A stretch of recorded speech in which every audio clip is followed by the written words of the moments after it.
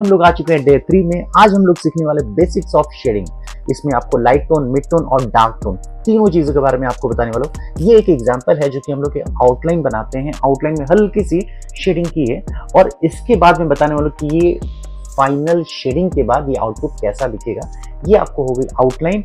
अब नेक्स्ट आपको पता चलेगा किस तरीके से हम लोगों ने शेडिंग की है। शेडिंग में आपको माइन्यूट चीजें मिलती है, जैसे एक लाइट डायरेक्शन प्रॉपर मिलता है आपको और एक शेडो मिलता है। Shadow opposite to light direction जो होता है ना, वो वहां पे हम लोगों ने बनाया। इसके अलावा आपको मिड टोन और लाइट टोन मिलता है। तो यहाँ पे देख रहे हो ना कि एक जो डार्क टोन है ना वो आपको मिल रहा है और यहाँ इसके बाद आपको एक मिड टोन होता है जो जहाँ से ग्रेजुअली लाइट जो होती है ना वो हिट करती है। उसके बाद डार्क पोर्शन आता है जो इसके पहले मैंने आपको बताया ना कि ये डार्क शेड है। इसके बाद मीडियम टोन आता है, मीडियम टोन के बाद लाइट टोन होता है। क्योंकि ये क्या होता है ना, जो सीजर है वो राउंड शेप में, तो राउंड शेप में जैसे वो ग्रेजुअली लाइट के अपोजिट डायरेक्शन जाएगा तो वहां पे शेडो रहता है। उसके तुरंत बाद आपको मिल जाता है एक डार्क टोन।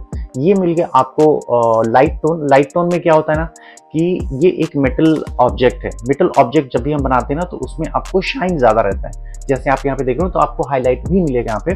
तो ये सारी चीजें मैं आपको एक्सप्लेन करूंगा इस शेडिंग टेक्निक के थ्रू।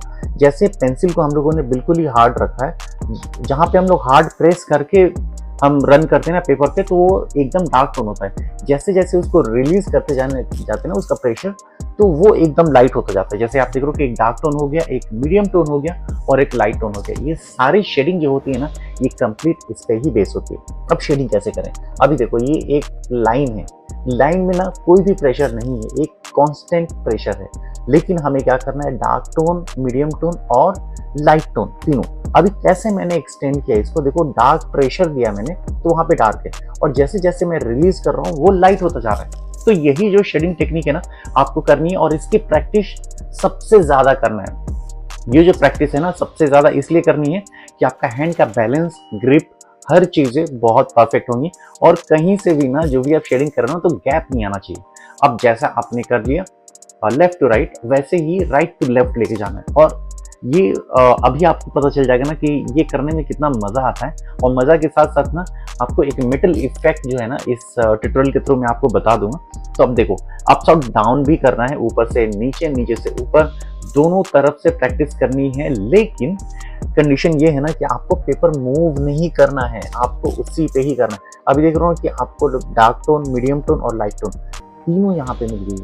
तीनों जैसे मैंने आपको बताया तो तीनों आपको एक साथ ही मिल गई। अब ये तो मैंने राइट, लेफ्ट और अप्स एंड डाउन किया था। अब आपको ना स्लांट में भी प्रैक्टिस करनी है क्योंकि ये इनिशियल डेज हैं। आपको इसकी प्रैक्टिस इसलिए जरूरी है ना कि आपको हमेशा पेपर मूव करने की जरूरत नहीं होगी। क्योंकि मैंने कई सारे लोगों को देखा है बहुत टाइम से प्रैक्टिस कर रहे हैं लेकिन ड्राइंग उतनी इंप्रूव नहीं हो रही। इसलिए नहीं हो रही ना कि वो हमेशा बहुत ज्यादा कंफर्टेबल होते हैं एक डायरेक्शन से और दूसरे डायरेक्शन में ना उनको पेपर मूव करना पड़ता है। तो यहाँ पे ये जो प्रैक्टिस है ना इस वीडियो के माध्यम से मैं आपको बता रहा हूँ कि इसकी प्रैक्टिस बहुत ज़्यादा ज़रूरी है।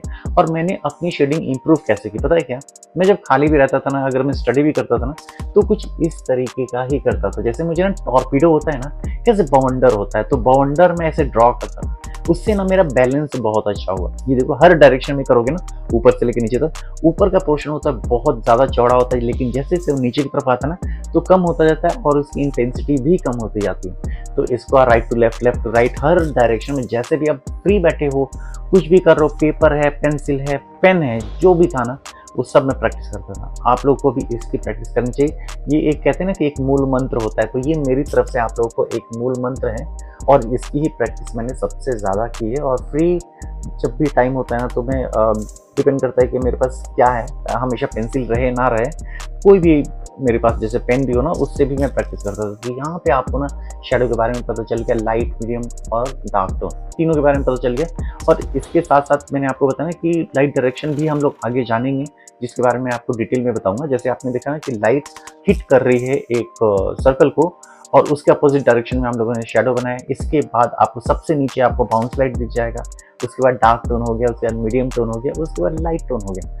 यहाँ पे हर चीज़ें डेमोन्स्ट्रेट की। अब इसको थोड़ा और डिटेल में जाते हैं, डिटेल मतलब कि थोड़ी सी शेडिंग और करते हैं। तो ये एक बहुत क्विकली मैंने एक रिस्पॉन्सिव एक आपको डेमोन्स्ट्रेट किया जहाँ पे आपको समझ में आ जाए कि मिड टोन कहाँ पे यूज होता है, लाइट टोन कहाँ पे यूज होता है। और ये जो है ना आपको यहाँ पे पता चल गया होगा।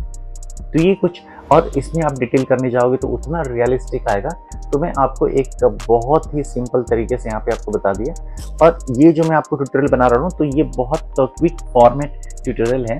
अगर आपको इसके ज़्यादा मतलब रियल टाइम चाहिए ना, क्योंकि ये फास्ट फॉरवर्ड है, इसमें बहुत सारे सीन्स, अगर अनकट चाहिए आपको वीडियोस तो आप